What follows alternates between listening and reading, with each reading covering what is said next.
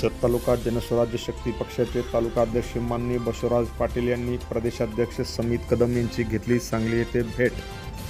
जत तालुका जनस्वराज्य पक्षाचे नूतन अध्यक्ष बसवराज पाटील यांनी महाराष्ट्र प्रदेश जनस्वराज्य शक्ती पक्षाचे अध्यक्ष माननीय समित कदम यांची सांगली येथे भेट घेतली। यावेळी जत तालुक्यातील विविध समस्या संदर्भात त्यांनी चर्चा केली। जत तालुक्यामध्ये सध्या दुष्काळाची गंभीर समस्या आहे, त्यामुळे अनेक गावोगावी टँकरचे प्रस्ताव दिलेले आहेत, मात्र प्रशासन वेळेत टँकर पोच करत नाही।